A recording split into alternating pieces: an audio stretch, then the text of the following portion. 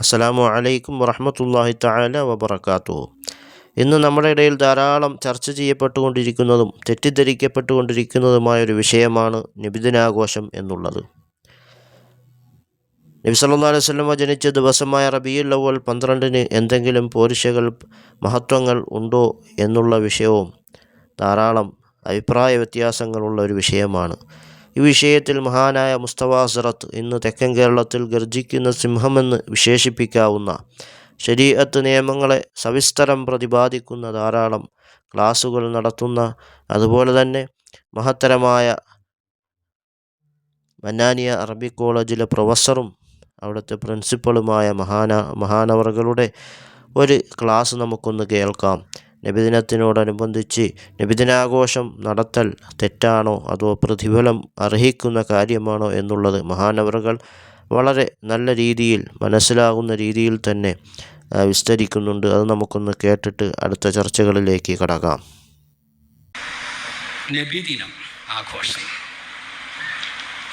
നബിദിനാഘോഷം പുണ്യകർമ്മമാണ്. ആഘോഷം എന്താണ്? പുണ്യകർമ്മമാണ്. അത് അനുവദനീയം എന്ന് മാത്രമല്ല, പിന്നെന്താണ്? പുണ്യകർമ്മവും കൂടെയാണ്. നബിദിനം ആഘോഷിക്കാൻ പാടില്ല, ആചരിക്കാൻ പാടില്ല എന്ന് ചില പണ്ഡിതന്മാരൊക്കെ പറഞ്ഞിട്ടുണ്ടെങ്കിലും അവർ പറഞ്ഞ പൂർവസൂരികളായ പണ്ഡിതന്മാർ പറഞ്ഞവരൊക്കെ ചില പ്രത്യേകമായ സതുദ്ദേശത്തിൽ പറഞ്ഞവരാണ്. പക്ഷെ അതിനെ ഏറ്റുപിടിച്ച് ഇന്ന് ഇതൊക്കെ പാടില്ല, അതൊക്കെ കടുത്ത വിദ്അത്താണ്, വിദ്അത്ത് മുങ്കറത്താണ്, ഹറാമാണ് എന്നൊക്കെ പറയുന്നത് പരിധി ലംഘനമാണ്. പരിധി ലംഘനമാണ്. ശരീഅത്തിനെ കുറിച്ച് കൃത്യമായി മനസ്സിലാക്കാത്ത, ശരീഅത്തിന്റെ മഖാസിദുകളും ഉസൂലുകളും മനസ്സിലാക്കാതെ പിന്നെ ഇവരൊക്കെ ചോദിക്കുന്നത് എന്താ, നബി ചെയ്തിട്ടുണ്ടോ? അല്ലേ? വേണ്ട, നബി ചെയ്തിട്ടില്ലേ? വേണ്ട. സഹാബാക്കൾ ചെയ്തിട്ടുണ്ടോ? ഏത് സഹാബിയാണ് നബിദിനം ആഘോഷിച്ചിട്ടുള്ളത്? സഹാബാക്കളാണ്. ശരി, വേണ്ട. താബിഈങ്ങൾ ആരാണ് ആഘോഷിച്ചിട്ടുള്ളത്? ഇല്ല. എന്നാ വേണ്ട, ഇമാമിയങ്ങൾ ആരാണ് ഇമാമിയങ്ങൾ ആരെങ്കിലും പറഞ്ഞതായിട്ട് പറഞ്ഞിട്ട് ആ ചോദ്യം ചോദിക്കില്ല. അതുകൊണ്ട് ഇമാമിയങ്ങൾ, 4 മദ്ഹബിന്റെ ഇമാമിയങ്ങൾ ആരാണ് നബിദിനം ആഘോഷിച്ചിട്ടുള്ളത്? ചോദ്യത്തിന്റെ ഖുലാസ അത്രയേ ഉള്ളൂ.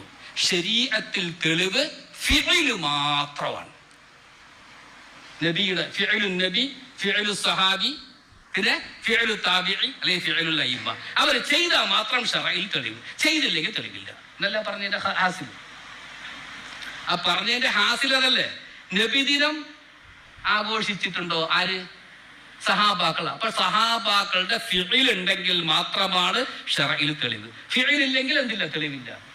വിവരമുള്ള ആരെങ്കിലും, ശറഅ് പഠിച്ച വിവരമുള്ള ആരെങ്കിലും പറയൂ, ഏതെങ്കിലും ഒരു വിഷയത്തിൽ നബിതങ്ങളുടെ ഖൗലുണ്ട്, ഫിഇലില്ല, പറ്റൂല, നബി ചെയ്തിട്ടുണ്ടോ എന്ന് ചോദിക്കുവോ? ചോദിക്കാൻ പറ്റുമോ? തങ്ങൾ പറഞ്ഞിട്ടുണ്ട്, പക്ഷെ തങ്ങൾ ചെയ്തിട്ടില്ല. പറഞ്ഞ പോലെ ചെയ്യണം, ചെയ്തിട്ടുണ്ടോ എന്ന് ചോദിക്കാൻ പറ്റുമോ? തരുമുണ്ടാത്ത സഹാബാക്കൾ പറഞ്ഞിട്ടുണ്ട്, പറഞ്ഞ പോരാ, ചെയ്തിട്ടുണ്ടോ എന്ന് ചോദിക്കാൻ പറ്റുമോ? ഫിഇല് എന്നുള്ളത് ലാസ്റ്റ് തെളിവാണ്. വളരെ ശ്രദ്ധിക്കേണ്ട കാര്യമാണ്. ഖൗലും ഫിഇലും വരുമ്പോൾ ഖൗലിനാണ് പ്രാധാന്യം, ഫിഇലിനല്ല. അവിടെ തന്നെ ഫിഇലു സഹാബി ഹുജ്ജത്തുൻ അം ലാ എന്നൊരു ചർച്ച തന്നെയുണ്ട്. ഒരു സഹാബിയുടെ ഫിഇലുണ്ട്, ആ ഫിഇല് വെച്ചുകൊണ്ട് മാത്രം എന്ത് ചെയ്യാൻ പറ്റുമോ? അവൾ തെളിവായിട്ട് അത് സ്വീകരിക്കാൻ പറ്റുമോ ഇല്ല എന്നുള്ള മുൻഗാമികളുടെ ഇടയിൽ ചർച്ച തന്നെ ഉള്ള ഒരു വിഷയമാണ്. അപ്പൊ ശറഇൽ അടിസ്ഥാനം എന്തല്ല, ഫിഇലല്ല. അത് ആദ്യം മനസ്സിലാക്കണം. അവർ ചെയ്തിട്ടുണ്ടോ ഇവർ ചെയ്തിട്ടുണ്ടോ എന്ന് ചോദിക്കുന്നവർ ആദ്യം മനസ്സിലാക്കണം, ശറഇന്റെ തെളിവ് ഹുജജു ശറഇ ഗൈറു മഖ്സൂരിൻ അലൽ ഫിഇൽ എന്നുള്ള കാര്യം മനസ്സിലാക്കണം. ഫിഇലിൽ മാത്രമേ ശറഇന്റെ തെളിവുകൾ എന്ത് ചെയ്യുന്നുള്ളൂ, പരിമിതമാകുന്നുള്ളൂ. ഫിഇല് മാത്രമാണ് തെളിവ് എന്നുള്ളത് തെറ്റായ കാര്യം മനസ്സിലാക്കലാണ്. അതല്ല, അതാദ്യം മനസ്സിലാക്കുക. ശറഇന്റെ അടിസ്ഥാന തെളിവുകൾ എന്താ? ഖൗലിലൂടെ, ഖൗലും അതുപോലെ ഖൗല്, ഫിഇല്, തഖ്രീർ ഇവകളിൽ നിന്നും എടുക്കപ്പെട്ട ഖത്ഈയായ തെളിവുകളിലൂടെ എടുക്കപ്പെട്ട പൊതു നിയമങ്ങൾ, മഖാസിദു ശരീഅ, ശരീഅത്തിന്റെ മഖാസിദുകൾ, ഷറഇന് ഇപ്പൊ തൗഹീദ് അഖീദയായാലും ശരി, പ്രവർത്തനങ്ങളായാലും ശരി, ഷറഇന്റെ മഖാസിദുകൾ, ലക്ഷ്യങ്ങൾ, ഷറഇന്റെ അടിസ്ഥാന ലക്ഷ്യങ്ങൾ, ഇതൊക്കെ വളരെ ഖണ്ഡിതമായ തെളിവുകൾ കൊണ്ട് സ്ഥിരപ്പെട്ടിട്ടുള്ളവകളാണ്. ഈ ഖണ്ഡിതമായ ഈ തെളിവിന്റെ കീഴിൽ പരിധിയിൽ ഏതൊക്കെ വരുന്നോ അതൊക്കെ ആ തെളിവിന്റെ പിന്നിൽപ്പെട്ടതാണ്. ഇതൊക്കെ തെളിവാണ്. അത് ഖൗലാകട്ടെ, ഫിഅലാകട്ടെ, അതല്ല ഏതെങ്കിലും ഒരു തെളിവിൽ നിന്നും ലഭിക്കുന്നതാകട്ടെ. മഹാന്മാരായ 4 മദ്ഹബിന്റെ ഇമാമിയങ്ങൾ ആയിരക്കണക്കിന് മസലകളൊക്കെ അവരെന്ത് ചെയ്തു? ഇജ്തിഹാദ് ചെയ്തെടുത്തത് ഒരു ഹദീസ് വെച്ചുകൊണ്ട് ആ ഹദീസിൽ നിന്നും ഒരു പൊതു നിയമം എടുക്കുകയും ആ നിയമത്തിൽ നിന്നും ധാരാളം ആയിരക്കണക്കിന് മസലകൾ അവരെന്തെടുക്കും. ഈ ആയിരക്കണക്കിന് മസലകൾക്കും തെളിവ് ഒരു ഹദീസ് തന്നെയാണ്. അതിൽ നിന്നും ഒരു പൊതു നിയമം സ്ഥിരപ്പെടുന്നു. ഇതുപോലെ തന്നെയാണ്. അതുകൊണ്ടാണ് ബിദ്അത്തിന് നിർവചനം പറയുമ്പോ പണ്ഡിതന്മാര് പറഞ്ഞു, എന്താ? ശറഇന്റെ ഉസൂലുകൾക്ക് വിരുദ്ധമായത് എന്നാ പറയും. മാ ഖാലഫ ഉസൂല ശരീഅത്തി, ശറഇന്റെ അടിസ്ഥാന ലക്ഷ്യങ്ങൾ ഉണ്ടല്ലോ, ഉസൂലുകൾ, ആ ഉസൂലുകൾക്ക് വിരുദ്ധമായതാണ് ബിദ്അത്ത്. അല്ല നബി പറയാത്തത്, നബി ചെയ്യാത്തത് എന്ന് അതിന്റെ വ്യാഖ്യാനം പറയുന്നത് തെറ്റാണ്. അതുകൊണ്ട് തന്നെയാണ് ഇമാം നവവി റഹ്മഹുല്ലായെ പോലുള്ള, ഇമാം സുബ്കിയെ പോലുള്ള, മുല്ലാ അലിയുൽ ഖാരിയെ പോലുള്ള, അങ്ങനെ തുടങ്ങി ധാരാളം പണ്ഡിതന്മാർ, ഇമാം സഖാഫി, ഇമാം ഖസ്തല്ലാബി, പേരുകൾ എണ്ണി പറയുകയാണെങ്കിൽ ഒരുപാടുണ്ട്. ഇത്രയും വലിയ ഹാഫിദ് ഇബ്നു ഹജർ അൽ അസ്ഖലാനി റഹ്മഹുല്ലാ മുതൽ തുടങ്ങിയ ഒരുപാട് പണ്ഡിതന്മാർ നബിദിനം ആഘോഷിച്ചിട്ടുള്ളതും അത് ആഘോഷിക്കാൻ അവർ പ്രേരിപ്പിച്ചിട്ടുള്ളതും. ഇവിടെ നബിദിന ആഘോഷം അത് എന്താണ്? നല്ലതാണ്.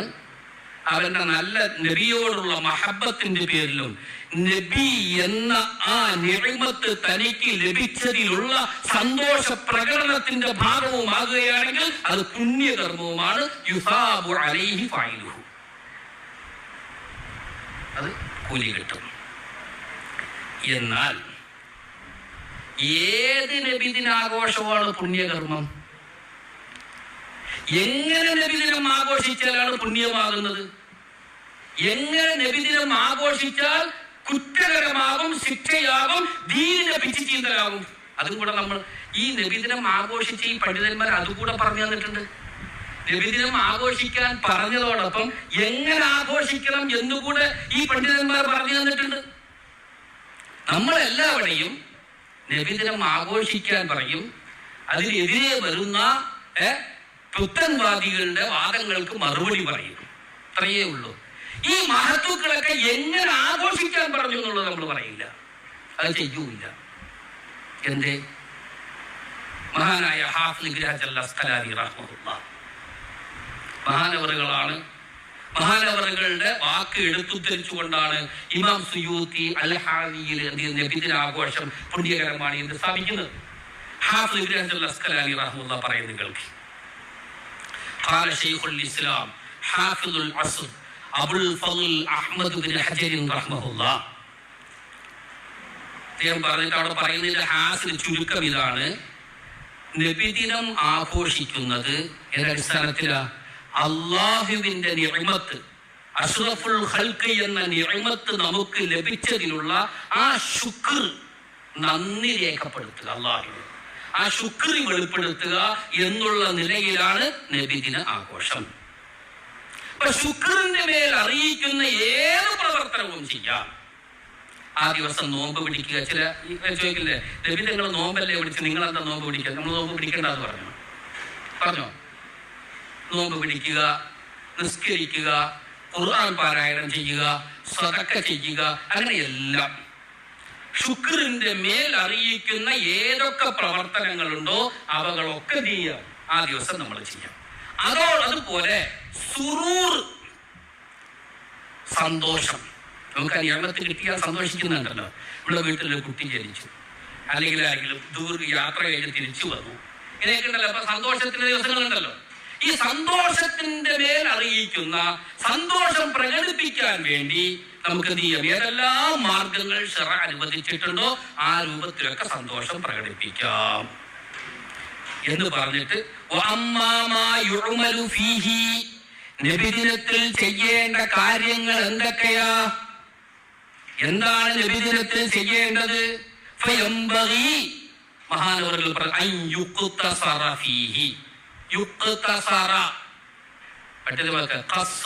എന്താ? പരിമിതപ്പെടുത്തുക. ഇത്രയേ ചെയ്യാവൂ. അതിൽ നമ്മൾ പരിമിതപ്പെടുത്തണം. അള്ളാഹുവിനുള്ള ശുക്രിന്റെ മേൽ അറിയിക്കുന്ന പ്രവർത്തനങ്ങളിൽ പരിമിതപ്പെടുത്തണം.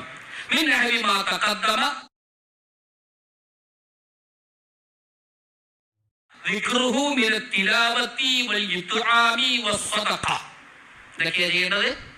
അന്നദാനം. എന്തല്ല, ഞങ്ങളുടെ നാട്ടിലൊക്കെ പറയുന്നത് കന്തൂരി എന്ന് പറയും. അങ്ങനെയുണ്ട്. ഇവിടെ എങ്ങനെയാണ് പറയുന്നത്? നബിദിനത്തിന് ചാപ്പാട് വെച്ച് കൊടുക്കുന്നത്. ദാനം എന്ന് പറഞ്ഞാൽ എന്താ? ദാനം എന്ന് പറഞ്ഞാൽ എന്താ? എല്ലാവരും കൂടെ ചേർന്ന് പിരിച്ചിട്ട് എല്ലാവരും കൂടെ ഇരുന്ന് ചാപ്പിടുക. അതാണോ ദാനം? ഇതിന് ദാനം എന്ന് പറയൂ? നമ്മൾ 4-5 പേര് ചേർന്നിരുന്ന് ആൾക്ക് 1000 രൂപ വെച്ചെടുത്തു. എന്നിട്ട് എന്ത് ചെയ്തു? ഒരു ആട് വാങ്ങിച്ച് വെട്ടി എല്ലാവരും കൂടെ കൂശാനായി ചാപ്പാട് പഠിച്ചിട്ട് പിരിഞ്ഞു. ഇത് ദാനമാകുമോ? ഇവിടെ നബിദിനവുമായി ബന്ധപ്പെട്ട് നടക്കുന്ന അന്നദാനങ്ങൾ 2 തരത്തിൽ നടക്കുന്നുണ്ട്. ധാരാളം മഹല്ലുകളിൽ ആ മഹല്ല് അംഗങ്ങളിൽ നിന്നും എന്ത് ചെയ്യുന്നു? ഒരു നിശ്ചിത തുക പിരിക്കുകയും ആഹാരമൊക്കെ വെച്ചിട്ട് ആ മഹല്ലിലുള്ള അംഗങ്ങളുടെ എത്തിച്ചു കൊടുക്കുന്നതോടൊപ്പം പുറമേ നിന്ന് വരുന്ന സാധുക്കൾക്കും ഫുഖറാക്കൾക്കും കൂടെ എന്ത് ചെയ്യുന്ന ആഹാരം കൊടുക്കും. ടോക്കൻ ഉണ്ടെങ്കിലും ഇല്ലെങ്കിലും,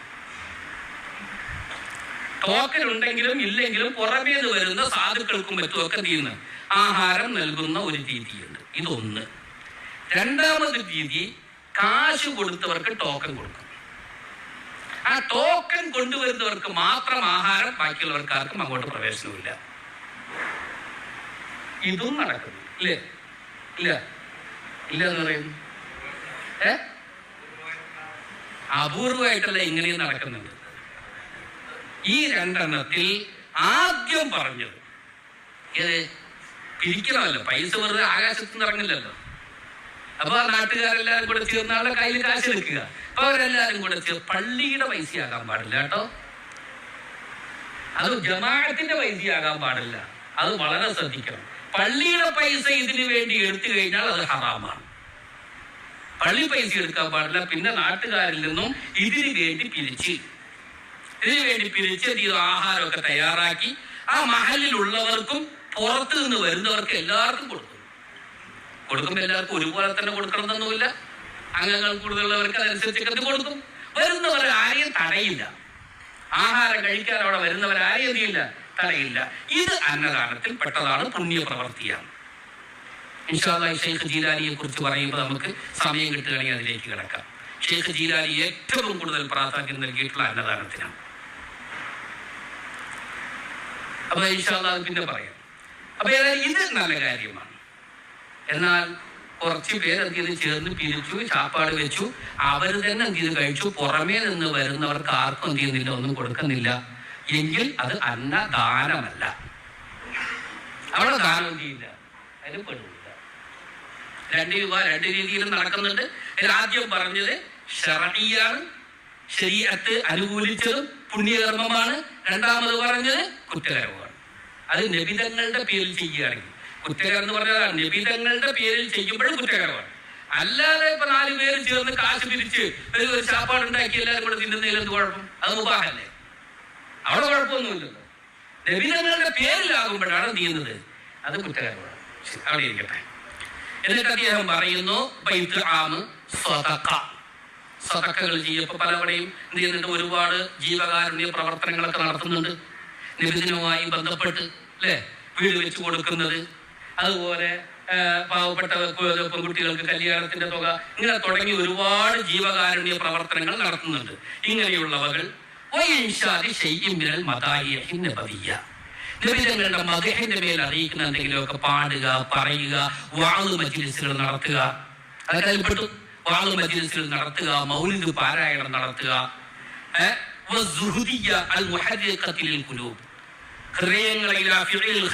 നന്മയിലേക്ക് ഹൃദയങ്ങളെ പ്രേരിപ്പിക്കുന്ന നല്ല പാട്ടുകൾ, സുഹൃതിയായ പാട്ടുകൾ. കണ്ട പെണ്ണിനെ വർണ്ണിച്ചുകൊണ്ടല്ല. എന്താണ് സ്വർഗ സ്ത്രീകളെ വർണ്ണിക്കുക എന്നുള്ളത്? എന്താ ഒരു പാട്ട്, ഹിറ്റായ പാട്ടുണ്ടല്ലോ സാർ, സംകൃത എങ്ങനെ അല്ലേ, പച്ച സെക്സ് പറയുന്ന പാട്ട്. കേൾക്കുന്നവർക്ക് എന്ന് തോന്നും, അത് എന്താ പറയുന്ന അറിയില്ല. ശ്രദ്ധിച്ചു നോക്കിയറിയാം, പച്ച സെക്സാ പറയുന്നത്. ഏതായാലും ആ വാക്കുകൾ ഇതിലൂടെ പറയാൻ പറ്റൂല. ഇങ്ങനെ തുടങ്ങിയുള്ള പാട്ടുകൾ ഇതല്ല.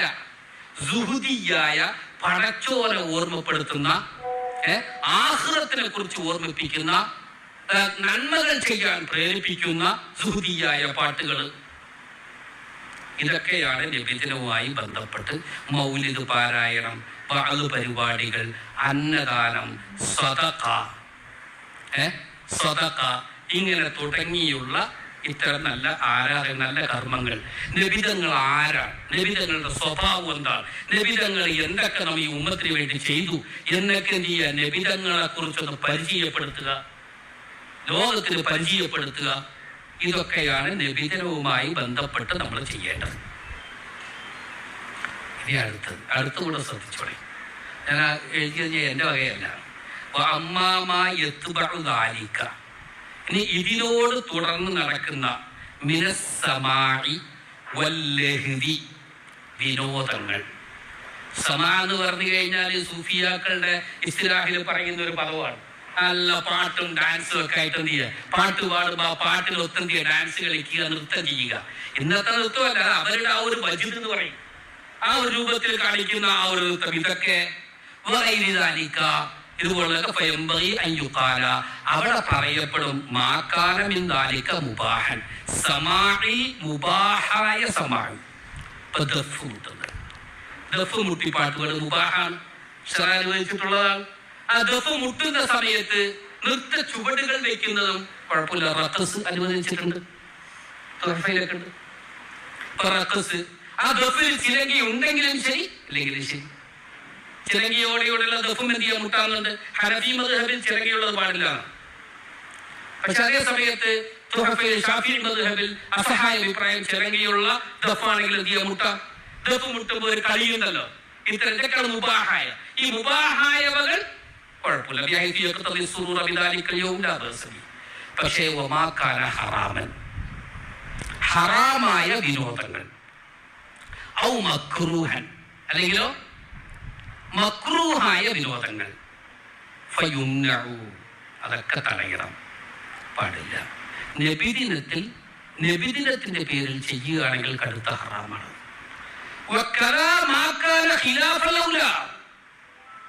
നല്ലതല്ല എന്ന് പറയപ്പെട്ട കാര്യങ്ങൾ പോലും നബിദിനത്തിൽ ചെയ്തുകൂടാ. ഹറാമ് മാത്രം ഒഴിവാക്കിയ പോരാ, പിന്നെ എന്ത് ചെയ്യണം? ഹറാമ് ഒഴിവാക്കണം, മക്രൂഹ് ഒഴിവാക്കണം, ഖിലാഫുൽ ഔല പോലും ഒഴിവാക്കണം. നബിദിനം ആഘോഷിക്കാം എന്ന് പറഞ്ഞ പണ്ഡിതന്മാർ നമ്മളോട് പറഞ്ഞു തന്നിട്ടുള്ളത്. നമ്മൾ എന്തൊക്കെയാ ചെയ്യുന്നു? നബിദിനത്തിന്റെ പേരിൽ നമ്മൾ എന്തൊക്കെയാ ചെയ്യുന്നെന്ന് പറയും. നമ്മുടെ മഹല്ലുകളിൽ നടക്കുന്ന പരിപാടി എന്തൊക്കെയാണ് നമ്മൾ ചെയ്യുന്നത്? ഇതിന് ചുക്കാൻ പിടിക്കുന്നത് പള്ളിയിൽ നിൽക്കുന്ന നമ്മൾ.